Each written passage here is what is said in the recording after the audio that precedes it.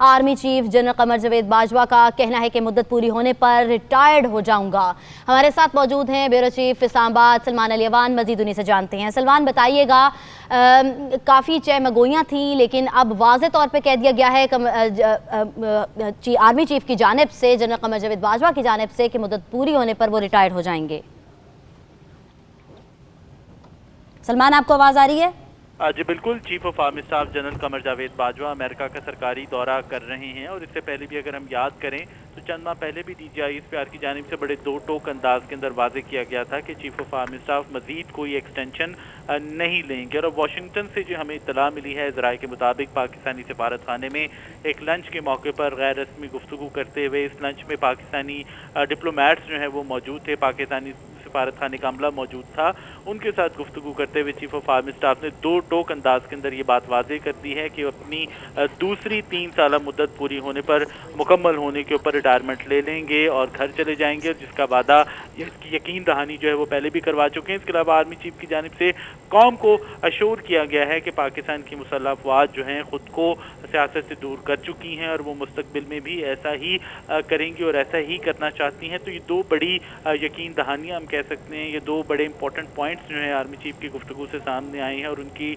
Retirement या extension को लेकर जिस तरह से चहमगोइयाँ हो रही थी, बातें हो रही थी, पॉलिटिक्स की जा रही थी, उसका यकीनी तौर पर खात्मा हो जाना चाहिए। आर्मी चीफ ने ये बातें एक बार फिर वाज़ेह कर दी है कि नवंबर में अपनी मुद्दत पूरी होने पर, दूसरी टर्म कंप्लीट होने पर वो रिटायरमेंट ले लेंगे, घर चले जाएंगे और जो एक्सटेंशन की बातें हैं उनको यकीनी तौर पर यहाँ से ख़त्म हो जाना चाहिए। और दूसरी जो उन्होंने इंपॉर्टेंट बात की कि पाकिस्तान की मुसल्लह अफवाज खुद को सियासत से दूर कर चुकी हैं, सियासत से अलग हो चुकी हैं और मज़ीद किसी सियासी जो सियासत का मामला है, सियासी मामला है, उसके उनसे खुद को दूर ही रखना चाहती हैं। तो जो लोग, जो पॉलिटिशियंस, जो सियासी जमातें पाक फ़ौज को, पाकिस्तान के रियासी इदारों को, मुसल्लह अफवाज को सियासत के अंदर घसीटने की कोशिश करते हैं, उनको भी अब ये बात बड़े क्लियर अंदाज में, दो टोक अंदाज में समझ लेनी चाहिए और इसको जान लेना चाहिए कि पाकिस्तान की मुसल्लह अफवाज जो हैं मुकम्मल तौर पर ए पॉलिटिकल हैं। और जिस तरह से न्यूट्रल का लफ्ज़ इस्तेमाल किया जाता है, उसके बजाय अगर हम DGISPR के इस्तेमाल किए गए लफ्ज़ को ही इस्तेमाल करें कि पाकिस्तान की मुसल्लह अफवाज मुकम्मल तौर पर ए पॉलिटिकल हैं, यानी उनका सियासत से कोई ताल्लुक नहीं है,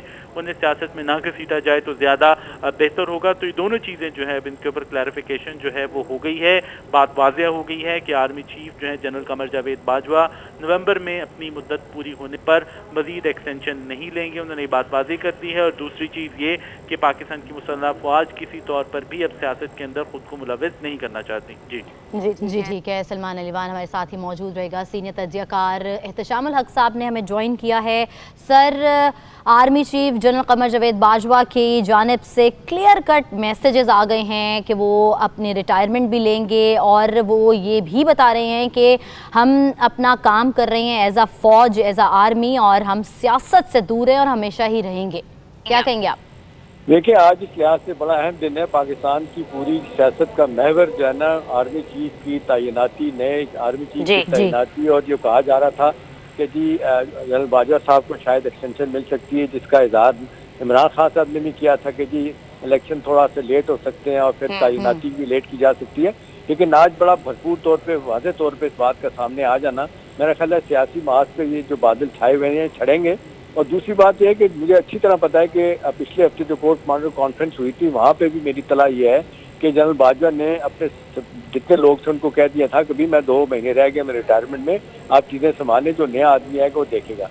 तो मेरा ख्याल है कि इसके दूरस्थ नताइज देखने पाकिस्तानी सियासत से अब देख लें।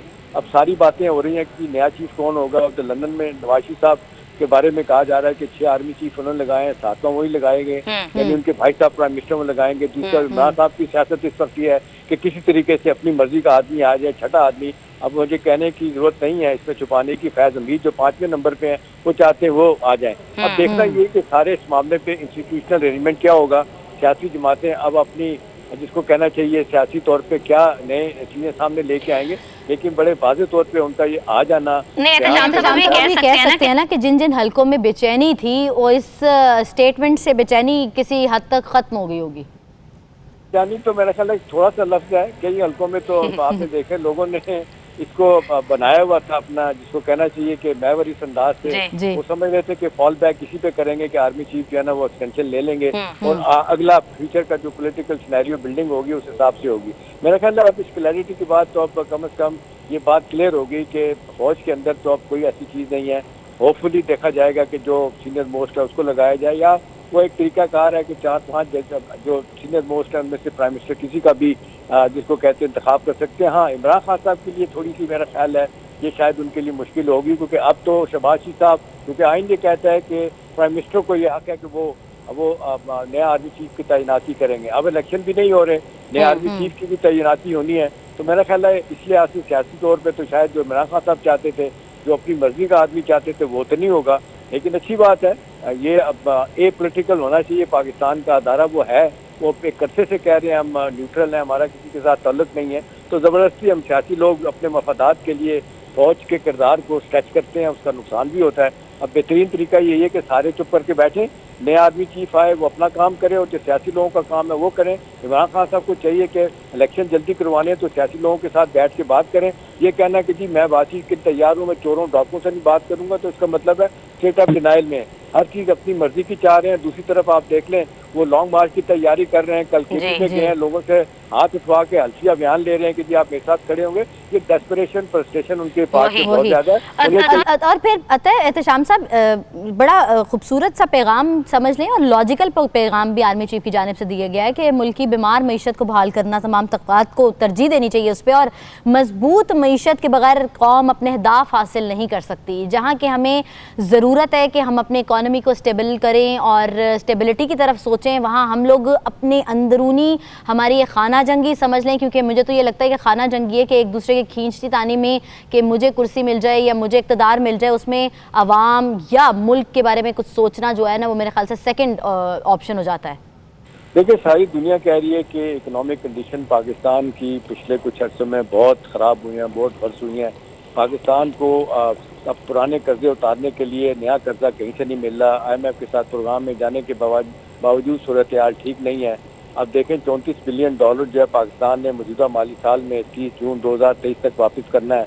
IMF का प्रोग्राम रिज्यूम हो गया, world bank, Asian development bank पैसा नहीं दे रहे हैं। पाकिस्तान पे शराइत की भरपूर मार लगा दी गई है। पेट्रोलियम लेवी इस दफ़ा नहीं लगाई तो उस पर भी इतराज़ात हो गए हैं। अब मिर्ज़ा इस्माइल कहते हैं कि उनको पेट्रोलियम लेवी लगानी चाहिए। दार साहब कहते हैं मैं 25 साल से हूँ, मैं डील कर रहा हूँ IMF के साथ, मैं कर लूँगा, अल्लाह करे वो कर लें सारी चीज़ें। लेकिन आप बिल्कुल सही कह रही हैं कि सूरत हाल इस वक्त जारी है कि किसी की तरजीह में पाकिस्तान की इकॉनमी नहीं है, सियासी मफादात हैं। अगर ये नहीं शाल करेंगे, खुदा न खास्ता मुल्क नहीं है, रियासत नहीं, तो इनकी सियासत बिगड़ जाएगी। ज़ाहिर सी बात है। की मस्जिद बनाने के लिए, अपने सियासी मफादात को पूरा करने के लिए, ये जिसको कहते हैं ये भूल गए कि इकॉनमी हमारी कैसे जा रही है। वो रीजनली जो डार साहब का आइडिया था सबने अप्रिशिएट किया था, चार्टर ऑफ इकोनॉमी करें, कुछ चीज़ों पे तय कर लें कि इस पर हम सियासत नहीं करेंगे। अभी आप महंगाई देखने कहाँ है, रिलीफ देने की नाम की कोई चीज़ नहीं है, बजट को फंड करने के लिए पैसा नहीं है, पुराने कर्जे उतारने के लिए नया कर्जा नहीं मिल रहा। अब देख लें, पाकिस्तान के दोस्त जिस तरह हमेशा सामने आते थे वो मजीद पैसा नहीं दे रहे। वही पुराना पैसा जो तकरीबन $6.5 बिलियन पास किया हुआ है, इसमें चाइना ने, UAE ने, सऊदी अरब ने और कतर ने, वो उसके अलावा पैसा नहीं दे रहे। सारे देखते हैं कि मुल्क में इस्तेकाम होगा तो बात बनेगी। ये पाकिस्तानियों को बात नहीं समझ आ रही, सारी दुनिया ये कह रही है। अभी देखें, पाकिस्तान का स्कूप बॉन्ड, यूरो बॉन्ड जो है ना, उसकी यील्ड 50% तक नीचे चली गई है। अभी हर आने वाला दिन पाकिस्तान की भी मुश्किल पैदा कर रहा है। लेकिन बात यह है कि आपके मेरे कहने की बात नहीं है, ये रियलाइजेशन तो उनके पार्ट में होना चाहिए जो सियासी प्लेयर हैं, जो आज हुकूमत में है, जो कल हुकूमत में आएंगे। अगर वो ये समझते हैं कि जी ठीक है, इमरान खान साहब को ये चाहते हैं कि फौरी तौर पे ये हुकूमत हटा दी जाए। इधर से PMLN समझती है कि जी पंजाब में चंद दिनों की बात है, मरीम नवाज कह रही थी कि जी हम पंजाब को टेक ओवर कर लेंगे। अगर आपने यही सियासत करनी है तो प्रोसेस में तो नुकसान मईशत का है। मईशत तो ठीक नहीं हो रही है, सारी दुनिया रो रही है, इकोनॉमिस्ट कह रहे हैं रो रो के कि भाई खुदा ना खास्ता ये अगर वक्त पे आप चीज़ें फैसले नहीं करते, वक्त पे स्टेप नहीं उठाते तो आपके लिए मुश्किलात होंगी। उस तरफ से तो अभी तक कोई रियलाइजेशन नहीं है। सियासी लोगों का कतई तौर पे ये मतला नजर नहीं है कि हमारी इकोनॉमी ठीक हो जाए। उनका है कि उनकी सियासत कैसे ठीक होगी, उनके सियासी मफादात कैसे प्रोटेक्ट होंगे। तो नेचुरली तो फिर इसमें आप और मैं, आप आम आदमी तो सफर ही रहेंगे। नहीं तो एहतशाम साहब ये देखें ना, ये नहीं इस चीज़ के ऊपर सोच रहे कि कोई भी जो इक़्तिदार में आए वो अपनी जगह पर है। जो मुश्किलात जहाँ खड़े और इस टाइम पर पाकिस्तान खड़ा हुआ है या जिस प्रॉब्लम से वो गुजर रहा है, इकॉनमी ले लें, किसी भी चीज़ को देख लें, वो तो वही हैं। कोई भी आएगा तो उसको तो दोबारा स्क्रैच से स्टार्ट करने वाली ज़रूरत है। जो कर रहा है उसके साथ मिल बांट कर करने में कोई मुज़ायका तो नहीं है।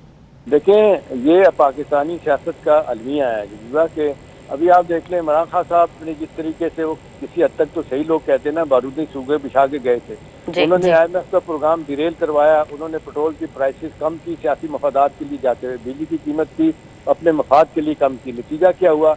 IMF की कड़ी शराइत आई और मिस्टर इस्माइल को बड़ी मुश्किल पेश आई अपनी बात मनवाने में। आपने देख लें, बकौल प्राइम मिनिस्टर के नाक रगवा के उन्होंने अपनी बातें मनवाई हैं। तो ये इमरान खान साहब ने इसलिए किया था कि भाई जो अगली हुकूमत आएगी वो भुगतेगी। अब ये रवैया जो है ना, ये मुजरिमाना, मैं कहता हूँ गफलत नहीं है, ये जुर्म है।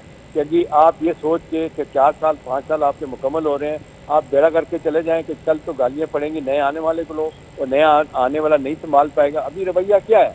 इमरान खान साहब के सारे लोग रात दिन उठते बैठते कहते हैं कि जी इन्होंने 6 महीने में इकोनॉमी का बेड़ा गर्क कर दिया, कुछ नहीं कर सके। इसलिए कि सारा फोकस उनका यही है कि इनको सियासी तौर पे गिराया जाए और प्रोसेस में इकोनॉमी सफर करती है तो भले करें। तो मेरा ख्याल है ये रवैया हुकूमत पे रहते हुए कुछ और है, अपोजिशन में रहते हुए कुछ और है। मेरा ख्याल है तारीख नहीं माफ़ करेगी माजरत के साथ इस वक्त जितने सियासी प्लेयर हैं और जिन लोगों ने भी जो भी किरदार अदा किया, खुदा न खास्ता इस मुल्क के साथ रियासत के खिलवाड़ का। हम देखें नई नस्ल जो आएगी वो क्या सोच रही है। हर आने वाला दिन जो है कि एक बच्चा जो है ना, वो 18 साल का जो हो रहा है वो किस तरह सोच रहा है कि हमारा मुल्क किस तरफ जा रहा है। सारी दुनिया के छोटे छोटे मुल्क तरक्की करते हैं। यानी सोमालिया देखें, वो जो 30 साल से खाना जंगी में उन्होंने 3 साल में हुकूमत आई है, उन्होंने सूरत हाल बेहतर कर लिए। $12 बिलियन के उनके रिजर्व हो गए। आज हमारे मांगे ताके गए $8.5 बिलियन हमारे हैं, जो 2.5 हफ्ते की इम्पोर्ट के लिए नाकाफी है। आप मुझे बताएं, पॉपुलेशन एक्सप्लोजन हो चुका है, 220 मिलियन की आबादी है, 3.25% हमारा पॉपुलेशन ग्रोथ रेट है। लोगों ने कानों को हाथ लगा दिए कि ये मुल्क किस तरफ जा रहा है। आप देखिए, चाइना, इसने ईरान ने क्या किया, बांग्लादेश ने किया, वहाँ ने उलमा को, क्लर्जी को मिलाया और कहा कि भाई बच्चे नहीं पाल सकते तो बच्चों की पैदाइश को रोकें। ये दीन के लिहाज से कहीं भी नहीं कहा गया ऐसे काम करें। लेकिन आप मुझे देख लें, हमारे यहाँ मौलवियों का रवैया क्या है, किस तरीके से बात करते हैं। सियासी मफादात सारे सबके सामने है, ज़ाती मफादात सामने है। नतीजा है कि आप देख लें, हर चीज़, सारी दुनिया परेशान है कि पाकिस्तान तेजी से पॉपुलेशन में इजाफा हो रहा है। अभी आप देख लें पिछले साल क्या हुआ था, 27 मिलियन टन हमने गंदम पैदा की, जो कहते हैं ऑल टाइम हाई थी, वो 2.5 महीने में खत्म हो गई। पता ही नहीं है। तो ये तो आप और मैं कहते हैं ना 220 करोड़ 22 करोड़ आवाम है, लेकिन नॉन ऑफिशियली कहा जाता है कि शायद 30 करोड़ से भी ज्यादा है। इतने मुंह खाने वाले हैं कि जो पैदा करते हैं बात खत्म हो जाती है। भाई किसी ने प्लान किया कि पॉपुलेशन ग्रोथ रेट जो है इसको कम किया जाए। ये कहाँ लिखा हुआ है, किस दिन में लिखा हुआ है कि जनाब आप एक बंदा जो अपनी अखराजात से तंग है उसके बच्चे 5, 6, 7, 8 होने चाहिए, कहाँ है तीन? ये ऐसा नहीं कहता। तो मेरा ख्याल है इस वक्त हमारी ना मजहबी लीडरशिप अपना रोल प्ले कर रही है, ना ही आप हमारी सियासी लीडरशिप प्ले कर रही है। और माजरत के साथ कहीं कहीं अदारों का रवैया भी सर एहतशाम साहब, फिर यही है ना कि अल्लाह हमारा हामी और नासिर हो इस चीज़ को लेकर के, जो हमारी सियासी खींचातानी है उससे निकल कर मईशत की बहाली और जो हमें चैलेंजेस का सामना है उसको ठीक करने की कोशिश करें। और हमारा पैगाम तो इतना सही है कि हम पहुँचा सकें। बहुत शुक्रिया।